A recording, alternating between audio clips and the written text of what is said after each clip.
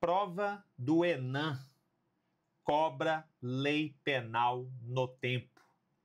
E aí, pessoal, beleza? É justamente sobre isso que eu quero tratar com vocês nesse vídeo, em mais uma resolução de questões aqui no canal, na nossa playlist especial. Se você gosta disso, já vai deixando o seu like, o seu comentário, inscreva-se no canal e ative o sininho, porque aí você não perde nenhum vídeo novo. E eu também estou te esperando no meu Instagram, @JoaquimFilhoPenal. Ok, galera? Professor, como é que é então? Prova do Enem, do Exame Nacional da Magistratura, cobrando lei penal no tempo? É isso mesmo, galera. É isso mesmo. Quer ver? Uma questão em que a gente tinha que marcar verdadeiro e falso para algumas assertivas. Olha isso. Quer ver? Exame Nacional da Magistratura, o Enem, banca FGV, galera, 2025, questão, portanto, recentíssima. Olha isso. Sobre a eficácia da lei penal no tempo, avalie as afirmativas a seguir e assinale V para verdadeira e F para falsa. Pessoal, olha essa primeira questão aqui, ó. Olha essa primeira assertiva, melhor dizendo. Quer ver? Primeira assertiva da nossa questão 14 da playlist. A lei penal temporária ou excepcional, mesmo após a sua autorrevogação, goza de ultratividade, sendo aplicada ao fato praticado durante a sua vigência. Pessoal, é isso mesmo. Então, essa primeira assertiva aqui, ó, ela é verdadeira, galera. Verdadeira. Então, olha isso. A lei penal temporária ou excepcional, mesmo após a sua autorrevogação, goza de ultratividade, sendo aplicada ao fato praticado durante a sua vigência. Galera, é isso mesmo. Abre aí o seu artigo 3º do Código Penal. Artigo 3º do Código Penal. Lá é dito: a lei temporária ou excepcional, ainda que decorrido o período da sua duração ou cessadas as circunstâncias que a determinaram, continua sendo aplicada ao fato ocorrido durante a sua vigência. É isso mesmo. Pessoal, porque veja, a lei temporária, vamos diferenciar as duas, né?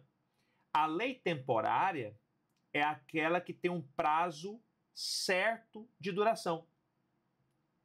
Ela mesma prevê o seu prazo de duração. Então, imagina, uma lei entra em vigor e ela mesma diz: esta lei terá vigência até 31 de dezembro de tal ano. Aí, isso é uma lei temporária. Pessoal, nós vimos isso aqui no Brasil, quando o Brasil sediou a Copa do Mundo de 2014, sediou as Olimpíadas de 2016. Foram publicadas leis temporárias, tanto no contexto da Copa do Mundo de 14, Olimpíadas do Rio 2016. Por exemplo, na época das Olimpíadas de 16, foi editada uma lei e ela previa crimes que poderiam ocorrer naquele contexto das Olimpíadas. E a lei falava: esta lei terá vigência até 31 de dezembro de 2016. Aí, uma lei temporária, prevendo crimes, comportamentos criminosos. para aquele contexto das Olimpíadas. Então imagina, o agente, essa lei foi publicada, estamos no contexto das Olimpíadas, e um determinado agente pratica um crime previsto nessa lei temporária, um crime nesse contexto dos Jogos Olímpicos. E ele, então, está respondendo por esse crime. Veja que a lei terá vigência até 31 de dezembro de 2016. O agente cometeu o crime previsto nessa lei, está respondendo por ele. A questão é que o processo está demorando. E aí já estamos em 2017, por exemplo. Já estamos em 2017. E o processo ainda correndo. Veja, você concorda que se a lei teria vigor até 31 de dezembro de 2016, se nós já estamos em 2017, essa lei temporária do meu exemplo, relacionada às Olimpíadas, já está revogada. Veja, ela se auto-revogou pelo decurso do tempo. Nós já estamos em 2017, ela teria vigência até 31 de dezembro de 2016. Então veja que é uma lei que já está revogada, ela se auto-revogou. Aí eu te pergunto, o agente que praticou o crime nela previsto e o processo estava rolando, ele vai continuar respondendo por esse crime? Ele vai continuar respondendo? Depois da lei que previu o crime já estar revogada pelo decurso do tempo? O agente vai continuar respondendo pelo crime, galera? Sim, pessoal, sim. É isso que a questão está falando. A lei temporária, vamos falar só da temporária, a lei temporária, mesmo após a sua autorrevogação, ela goza de ultratividade, sendo aplicada ao fato praticado durante a sua vigência. Então, isso é a ultratividade da qual a lei temporária e também a excepcional gozam. Ainda que elas estejam revogadas, autorrevogadas, elas gozam de ultratividade. Portanto, ainda que autorrevogadas, elas vão continuar regendo o fato praticado durante a sua vigência, que é o meu exemplo. Então, aquele agente que cometeu o crime previsto nessa lei temporária, no contexto ali das Olimpíadas, essa lei foi feita para isso, para abarcar esse contexto. Ainda que essa lei esteja auto-revogada, porque já estamos em 2017, ela teria vigor até 31 de dezembro de 2016, ainda que ela já esteja auto-revogada, o agente vai continuar respondendo pelo crime. Em caso de condenação, será punido. Veja que eu continuo aplicando a lei temporária, mesmo após a sua auto-revogação. Ela continua regendo o fato praticado durante a sua vigência. Olha isso, pessoal. Isso é a ultratividade. O mesmo raciocínio, você está percebendo, se aplica para a lei excepcional. A mesma coisa.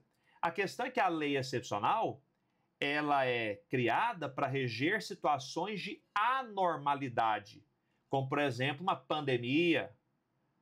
Podemos lembrar da pandemia que nós tivemos, da Covid. Então, imagina que no contexto de anormalidade, com a pandemia, é criada uma lei. E ela dispõe sobre diversos comportamentos criminosos ali, que podem ocorrer durante a pandemia. O agente pratica um desses crimes e está respondendo por ele. A questão é que a pandemia acabou. Acabou a pandemia. Então, aquela lei excepcional, que foi criada para reger essas situações de anormalidade, já está auto-revogada, porque a pandemia acabou. Mas, mesmo assim, o agente que praticou o crime nela previsto continua respondendo por ele. Porque a lei excepcional, da mesma forma que a temporária, continua sendo aplicada, continua regendo o fato praticado durante a sua vigência. Tudo bem, pessoal? Tranquilo isso? Então, a primeira afirmativa aí, não resta dúvida, está correta, é verdadeira. Artigo 3º do Código Penal. O que mais? Olha a segunda assertiva. A lei posterior, que deixa de considerar determinado fato como criminoso, retroage para alcançar fatos anteriores, ainda que definitivamente julgados no âmbito criminal, cessando em virtude dela a execução, e os efeitos penais e extrapenais da sentença condenatória. Pessoal, o problema dessa questão é falar que cessa os efeitos extrapenais. Esse é o problema. É isso que faz essa questão, essa segunda assertiva, ficar o quê? Falsa. É isso que faz ela ser falsa. Tudo bem? Pessoal, veja, abra aí o seu artigo 2º do Código Penal, que fala exatamente isso. Ele diz: ninguém pode ser punido por um fato que lei posterior deixa de considerar crime, cessando em virtude dela a execução e os efeitos penais penais da sentença condenatória. Extrapenais, não. Professor, me explique isso melhor. Quer ver? Pessoal, até 2005, no Brasil, adultério era crime. Com a Lei 11.106 de 2005, o adultério deixou de ser crime. Então imagina que um sujeito praticou adultério contra sua esposa na época que era crime. Praticou adultério. Respondeu pelo crime de adultério. Foi condenado criminalmente por adultério.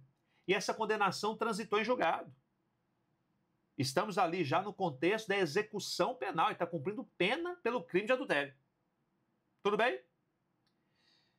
Posteriormente veio a Lei 11.106 de 2005 e falou: adultério não é mais crime. Ocorreu abolício crimes. Adultério não é mais crime. Eu te pergunto, essa lei posterior, que no meu exemplo foi a Lei 11.106 de 2005, essa lei posterior, que deixou de considerar determinado fato como criminoso, no caso o adultério, ela vai retroagir para alcançar o meu adultério? Esse fato anterior, o meu adultério? Ainda que já definitivamente julgado? Sim, pessoal, sim.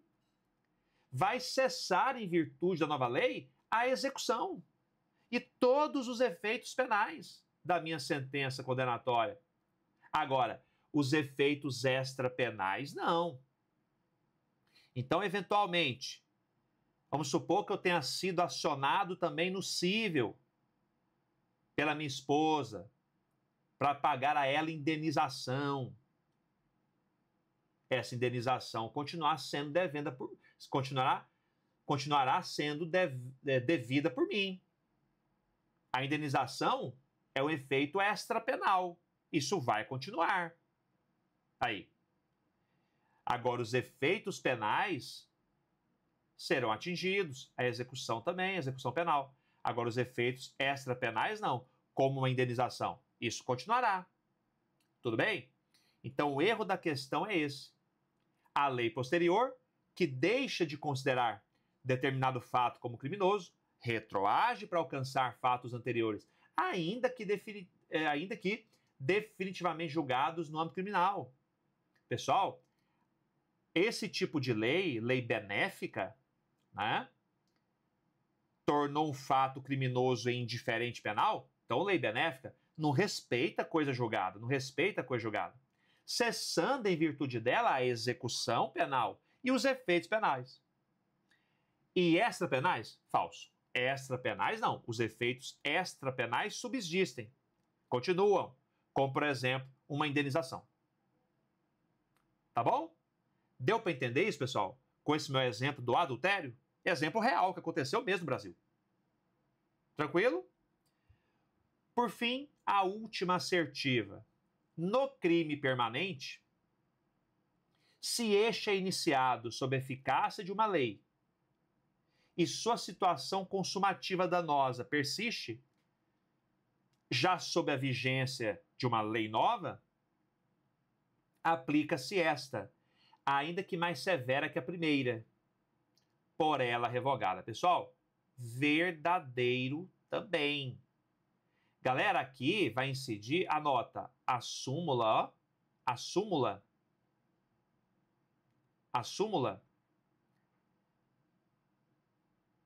711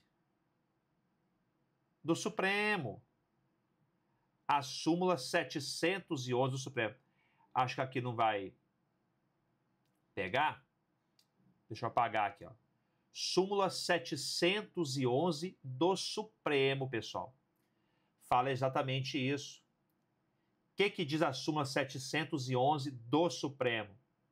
A lei penal mais grave aplica-se ao crime continuado ou ao crime permanente? Se a sua vigência é anterior à cessação da continuidade ou da permanência. Pessoal, é exatamente isso que a questão está falando, mais especificamente do crime permanente. Pessoal, crime permanente é aquele cuja consumação se protrai no tempo. Então, vamos imaginar um crime de sequestro, por exemplo. O sujeito sequestra a vítima e mantém ela em cativeiro. Enquanto a vítima estiver no cativeiro, privada da sua liberdade, esse crime está consumando. Aí, é um crime permanente, cuja consumação se protrai no tempo, se prolonga no tempo. Vamos imaginar que quando o sequestro iniciou, estava vigendo a lei X. E a vítima foi mantida em cativeiro e isso se prolongou. Ela ainda está em cativeiro. Vem uma lei nova, mais grave, aumentando a pena do sequestro, por exemplo. Só depois da vigência dessa lei nova, mais grave, aumentando a pena do sequestro, é que a vítima é libertada do cativeiro. A polícia consegue ir lá e prender o criminoso e libera a vítima. Pessoal, esse sequestro será regido pela lei nova mais grave, que no meu exemplo, aumentou a pena do sequestro. Sim, súmula 711. A lei penal mais grave aplica-se ao crime permanente. Se a sua vigência, olha isso, se a sua vigência é anterior à cessação da permanência. É o exemplo que eu dei para você. E é o que o enunciado está falando. No crime permanente, o mesmo raciocínio para o crime continuado, no crime permanente, se este é iniciado sob a eficácia de uma lei e sua situação consumativa danosa persiste, já sob a vigência de uma lei nova, aplica-se esta, ainda que mais severa que a primeira, por ela revogada. É isso mesmo, galera. Tudo bem? Entendeu meu exemplo? Então, crime de sequestro é um bom exemplo de crime permanente, cuja consumação se prolonga no tempo. Insisto, quando iniciou o sequestro, a vítima colocada em cativeiro estava vigendo a lei X. E a vítima continuou no cativeiro. Olha o sequestro se consumando. Veio nova lei, aumentando a pena do sequestro. Beleza, só depois que a polícia conseguiu estourar o cativeiro e liberar a vítima. O agente vai responder, pessoal, pelo sequestro conforme a lei mais grave. Porque a sua vigência é anterior à cessação da permanência. Aí, súmula 711. É o que diz exatamente o enunciado 3 aí da questão 14 da nossa playlist. Por isso que ela está verdadeira. Então, olha a sequência. V, F, V. Verdadeiro, falso, verdadeiro. Era o que você tinha que marcar na sua prova do ENAM. Ok, pessoal? Tranquilo isso? Então, olha que questão rica de lei penal no tempo. Cobrando disposições do Código Penal, artigo 3º, artigo 2º, e também cobrando a súmula 711 do Supremo, pessoal. Olha isso. E prova importantíssima, né, atualmente, né, o Exame Nacional da Magistratura, ENAM, banca FGV. Ok, galera? Deu para entender isso? Deu para revisar isso? Maravilha. Se você gostou disso, então insisto, vai deixando o seu like, o seu comentário, inscreva-se no canal e ative o sininho, porque aí você não perde nenhum vídeo novo. Eu também te espero no meu Instagram, @JoaquimFilhoPenal. Ok, galera? Tranquilo isso? Maravilha? Então, fiquem atentos, hein? Bons estudos! Abraço!